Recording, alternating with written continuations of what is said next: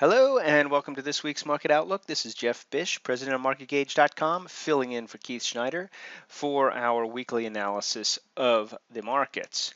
Now, in this week, I am going to focus on a little bit of a tour about what's going on around the world, because there's some pretty interesting market moves. But before I do that, I will cover the US as well. But first, if you've just found us on YouTube, please make sure to subscribe so that you can catch us each week. So let's take a look at what's going on around the world because of the interesting moves that have happened this week and really the beginning of this year. But before we can really put that into context, let's take a look at the key points in the US to keep your eye on. So I've got weekly charts up right now of the major US indexes, the SPYs in the upper left, the Qs in the upper right, and the Dow in the lower left, and the IWM in the lower right. If we just look at these weekly indexes, for me, there's one key point to focus on to know whether or not the market has finally had enough and we need to think about the downside. And I have it demarked as this trend line that is the bold trend line. It's a weekly trend line going back to the October 2014 lows. And essentially, I think if you look at these markets as having consolidated for a while, tried to move up, then consolidating again, if they break this trend line, then I think you got to start thinking a little bit more seriously about the downside. But until we do that, the consolidation should just be considered consolidation. Pullback should be considered pullbacks in a bull market. Now, this magenta line here is our 200-day moving average because this is a weekly chart. So we'll take a look at the daily charts in just a second. But if you take a look at these weekly trend lines on the Qs, we came right back down to it and bounced. If you look at it on IWM, right here, you're not even close. IWM is the strongest one. Keith has gone over this in prior weeks. I know it can seem kind of choppy, it can seem kind of weak, but for all intents and purposes, the markets have really just kind of taken a breather for 2015 and been choppy. But until we break these trend lines, I think you have to look at the market as consolidating in a longer term bullish trend. Now, that said, that doesn't mean that there aren't some concerns for short term movements. So let's just take a look at the daily for a second on these charts. All right, and I'm going to start with the SPYs because the SPYs are really at an interesting point from a trend line perspective. You can see I've got this trend line and it's a valid trend line from the highs. We come right back up to it. But the area on all these charts I think you want to focus on is the consolidation that happened in the highs in late February. And that's where the market stalled the last time they got made an attempt to move higher. We're right back up to those levels. And so this would be a good point for it to stall. And if the market is in fact weak at these high levels, then it would be natural to assume that it's not going to take out this last high here and it'll roll back over.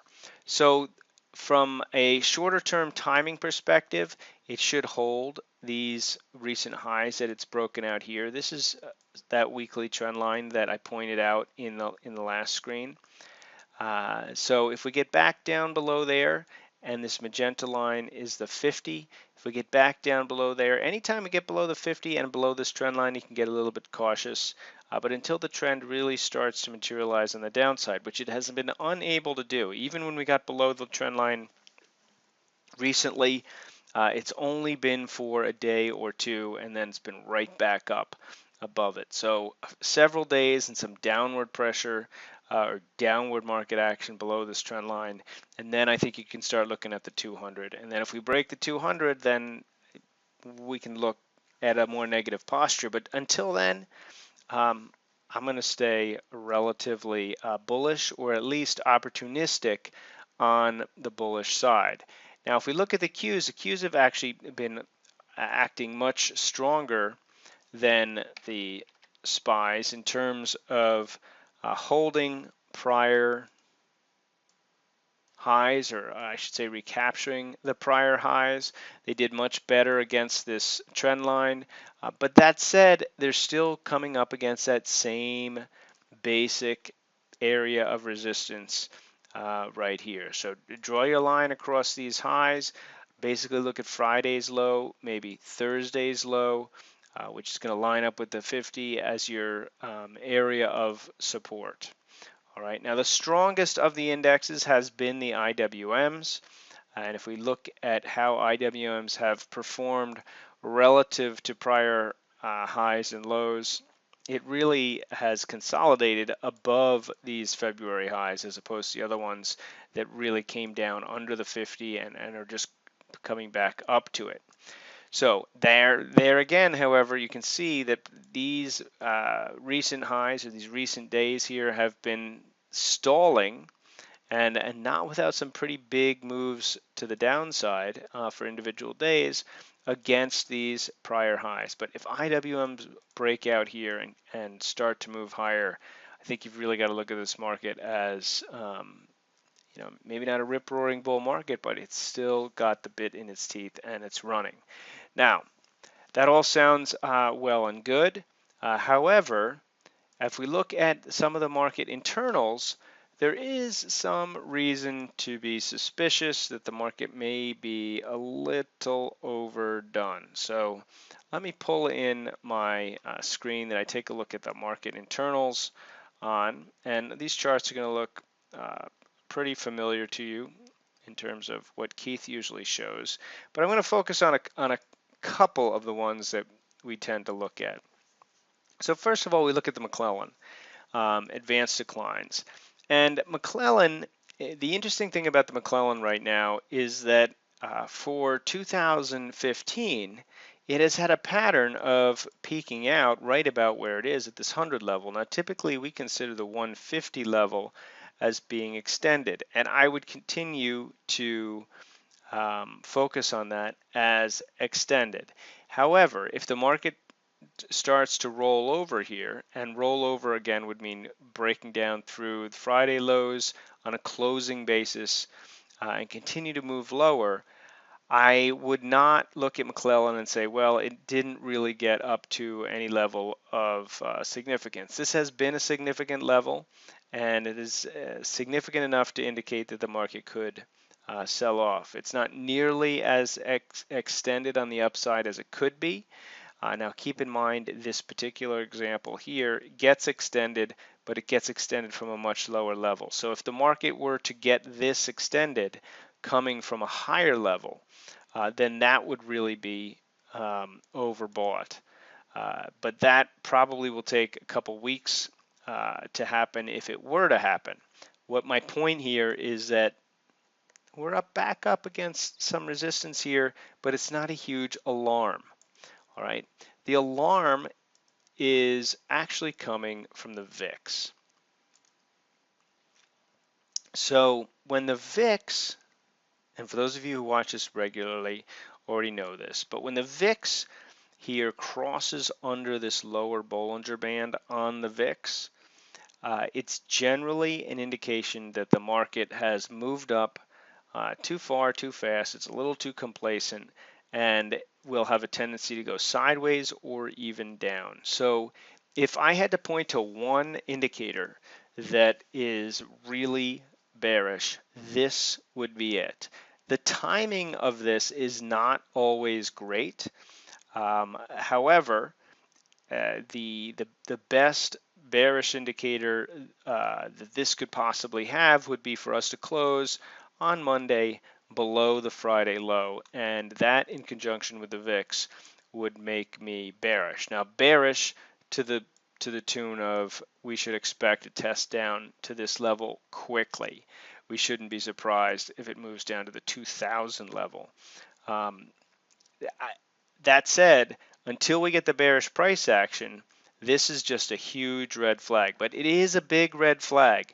It happens to be the only really big red flag I can see, but it's been a pretty reliable big red flag, especially when it's accompanied by a day where the market closes below the low of the prior day. So those two things happening in conjunction, the VIX below that Bollinger Band and a close below the low of the prior day, would be a really quick change in my tune. Until we get that, though, again, everything else seems to be in gear. All right, so let's just take a look at what's going on kind of around the globe. And part of the reason that I'm doing this in this particular session is because, yeah, well, it's really because FXI. Okay, China absolutely exploded higher. And I just did another video in this section on the website in the Little Big View section. So I'm not going to focus on China in particular. If you're interested in other ETFs that can show you how to capitalize on this huge move in China, then go look at that. That video came out at the same time. Came out this weekend as well. But China is really the impetus for me to say, okay, Market Outlook really should focus on some of the huge moves that have been going on in equity markets around the world. And this ties back to the US because the US is looking good right now, but it's consolidating. So is it going to consolidate and break out to the upside, or is it going to roll over? Well, if we look around the world, there's definitely money flowing into other equity markets. So China with FXI is one of them. The other one, if you don't already know this, is Europe. All right, so here is Europe hedged, so it's taking out the impact of the dollar. And 2015 has already been a banner year, up over 10% for the year. You can see this is a major breakout here. And the other index, which is the MCSI All World Index as expressed in an ETF, is just breaking out now. So if you've been to any of my recent webinars with our country ETF product, I've been emphasizing the fact for months now that this is a major consolidation, and if it breaks out, this is something you want to be paying attention to. So this is now breaking out. Again, this is an index that keeps track of, or an ETF that follows the index, keeps track of really global equity markets. And this is a massive, massive consolidation that this thing is breaking out of. It's following Europe. It's impacted by the fact that China's moving higher. So if you look at the world through this lens and then come back to the U.S., it definitely lends credence to the idea that the U.S., if it's going to follow this pattern, is more likely to break out to the upside than to roll over here. Again, we're going to pay attention to trade each market individually, but it's important, or it's incredibly powerful, to be focused on more than just our little bubble within the US. And it's really easy to do now if you know what ETFs to focus on, right? So that's one way to interpret what's going on around the world. The other way is to not be so US centric and look at the optimistic side, which is if the equity markets from a global perspective here are focused on the upside or moving towards the upside, there's probably a handful of good-looking patterns that may be beaten up, basing, and are in good position to be followed from the standpoint of a recovery. And so I put a couple of those, or a couple of these markets together, and that's what I'm going to share with you now. So in no particular order necessarily, let's just take a look at some countries that have good-looking bases. Now, it may not exactly be the most timely time right now to enter. You know, Monday might not be the best time, But these are some countries that are well worth watching. So here's Korea, and the reason I'm pointing this out is you have a really nice breakout of a big base here. Now it's up here against the 200, so my hope is that actually the 200 puts a lid on this, pulls back into this area, and we look for an entry in here. But this is a big base here, again, in a positive equity environment. There's plenty of room between 58 and a move back up to 66 to make some good money.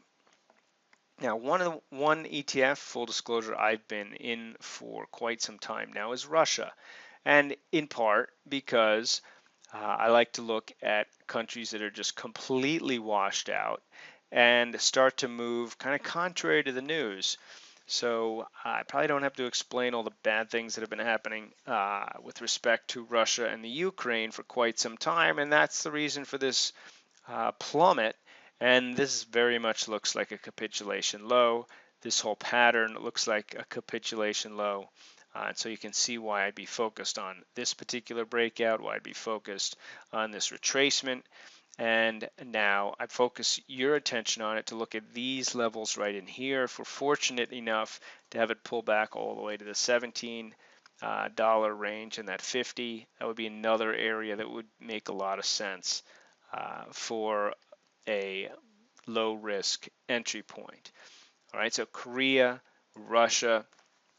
If we take a look at Taiwan, Taiwan is not necessarily a great base, but big picture,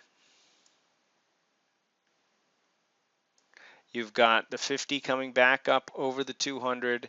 You've taken out a significant swing here, and if this can get going, you've got a nice consolidation here that could propel this higher.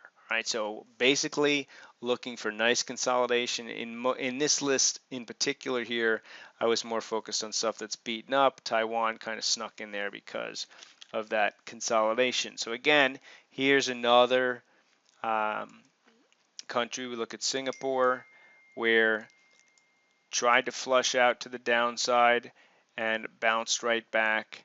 Now it's taking out critical levels here. If it pulls back to the 50, one of my favorite patterns, a first pull back to the 50 after a long decline and a beginning to turn up 50 is a huge opportunity. And when I look at these opportunities, I look at them in the context of where we are here to prior highs. So a move from the 1280.13 level up to 14 is basically a 10% move. And for a country, that's a nice move and doesn't have the same volatility of individual stocks. So it's a completely different type of trade. This is one that you probably should pay attention to, right now, in the terms of just pulled back to the 10. The area to look for the pullback is really from where it is now down to the 1330. And so if it gets back into and above this breakout level, you've got a nice stop at wherever this low is put in. Right, you can trade these things with patterns as simple as this, and again, you can look for a target back up to the 200, or if you're a longer term viewpoint, you look at a target up over 16. So if you're a buyer at 13 and a half or a buyer at 13 and 3/4 and your target is 16, that is a nice move, which could happen over several months. It does not necessarily years. And these are trades, or at least setups, that you can sleep at night with. All right, so Mexico, same idea. Now this has been pulled down by energy, but the consolidation here is huge. This is one of those patterns that I'm sure we will look back on months from now and say, I wish I'd seen that. And now you won't be able to say that because I'm pointing it out to you. The pullback is very timely right here. If it can bounce back up, you know you've got whatever low it puts in here as a stop that you can work with. EWI. Okay, now this isn't necessarily as clean of a base as the other ones that I've been showing you, but if you look at the key levels here, all right, now it happens to line up with the 200, but the thing that is most compelling about this is, again, this is the 50-day, the magenta. We've come back up through it, and the best part about coming back up through it is it flushed everybody out after taking out the major support and came right back up. Then it comes right back up, retraces to the 50 after the 50 is finally on an up slope after a long time and resumes its uptrend. So that action right there is exactly what you're looking for to tell you that the market may have turned a much longer term, and then to break out of a big base like this is even better. These aren't patterns that you have to time to the exact day. So you can see you have all this time in here, the 200's holding it down, a pullback in here. You want a nice wide stop. Your stop preferably would be under the 50. But again, I would be looking for a move over time back up to these levels. All right, so a significant move for a country, and these are trades that you don't have to be actively watching every single day during the day to profit from. So getting away from the bases that have already developed, here are a couple that are beat up and not quite sure whether or not they're turning, but they're worth looking at for or with the perspective that they might be turning. So if you follow the types of patterns that I'm looking for, this is flushed out, it's rallied back up over the 50. If it falls back below the 50 and back below this 32 level, then the downtrend is still very much intact and you don't want to be a hero here. All right, so this is the level that you look to trade against, or really just let it go. What we want to see is that it moves higher and then it pulls back and holds the 50. So this one is, I would say, a little bit premature, but why am I pointing this out? I'm pointing it out because of where I started this video, which is global equities have been breaking out, and you want to pay attention to both the leaders and the laggards. So Greece, in the news a lot. Have you been trading it? Have you been positioning it? If you have, maybe it's a little early, but this action right in here was a little bit of a disappointment, perhaps, to the markets. You had a great looking breakout here. Your 50 was still downwardly sloped. The news still very much kind of against Greece, and it came back in, and this is the exact came back under. And this is the exact pattern I just was pointing out with EWZ. You don't want to see this, but now you've got potentially a double bottom in here. So if we break above this level and above the 50, that would be a really interesting trading point with a stop below the low of the double bottom. All right, so again, premature, but worth keeping your eye on. If you like the types of trades where you enter when the news is bad, when the price action seems to be bad, but really, if you know these patterns, it's not bad. It's actually quite good from a reversal point of view. All right, so here's an interesting chart, getting back to where I started this video with, stuff that has broken out of massive consolidation. So this is Africa, and it's really a mess in terms of this chart. But the way I see this chart is that it is a complete mess until it breaks out. And if it breaks out above this 72 level, then this huge mess is one big consolidation. And it is one of those charts that you will not want to miss the breakout of. All right, so point here, if I could sum it up, US markets, hey, nothing against them. They look like they want to hang in there, that the bulls still got some legs. The VIX, or sorry, the VIX may be indicating that it's a little overdone short term. And when I say short term, could be a week or 2 week correction or flat price action. Don't expect the sell-off until the sell-off actually starts to happen.